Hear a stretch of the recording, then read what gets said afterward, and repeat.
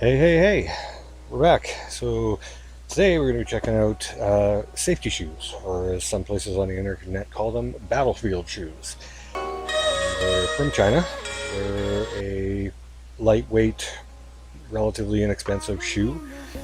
These ones came from scholar.com, which is incidentally the only item out of the 5 that I ordered that was correct and that they got right and shipped correctly. So yeah, if you haven't heard about Scholar and PayPal and that, check out a previous video on tactical pants. It's yeah, quite frustrating. Anyway, so let's get on with it. So here they are. These are what they class as battlefield shoes. They are, as I said, from China. So when you're sizing them, you need to make sure you check the charts and whatnot so that you can find one that is equivalent to your size in your country, because they are all different between Europe and Asia and North America and whatnot. They're steel toe, which is nice. They're not work safe, so you couldn't use them on a job site and expect to be covered if you were injured or whatnot. If you want that, you have to order a different set of shoes that actually are certified work safe. And there's lots of brands out there that are, like the Dakotas. They're certified work safe, steel toe and everything else, but they're a very different shoe and a very different price. So right now we'll be talking about these ones. So steel toe, they advertise them as being able to step on a bed of nails, and while that might look impressive, it doesn't really impress me that much, as if you know anything about that, it's dispersed throughout the entire surface area of the shoe, so it's not going to puncture. If they wanted to impress me, they would do it on one single nail or whatnot.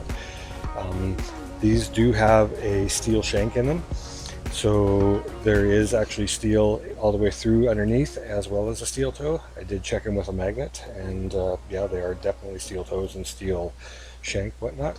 The pads on the inside are really thin, so if you were buying these to work, you would probably want to put some sort of other liner insole in there, because after about 5-6 hours these really start to get uncomfortable if you're on your feet.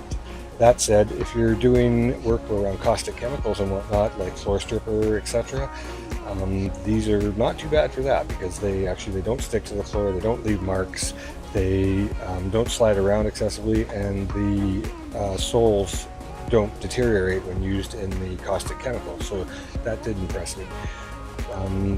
They're a lightweight shoe. They have canvas kind of a side on them. It's relatively thick but not sturdy, so there's no ankle support on them. The only way you would see a soldier wearing these if he was on holiday at the beach, maybe. Definitely not on the battlefield.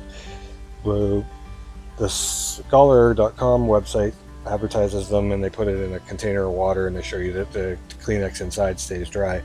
What you don't see in that video is that the water level is only coming up to about here, where the rubber part is. So like any shoe, if you're up to that deep of water, you're going to be okay, but anything over that, or even splashes, and it gets really wet really fast.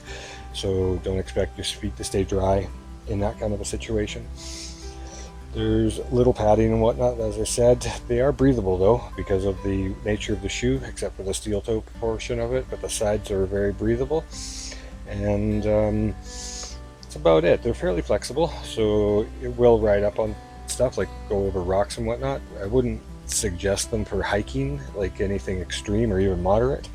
If you're just walking like trails through a park or level, yeah, that's no problem, but I wouldn't take them on any sort of an incline or whatnot. Other than that, they're not too bad. They're 29 bucks. If I was to do it again, I probably wouldn't buy them.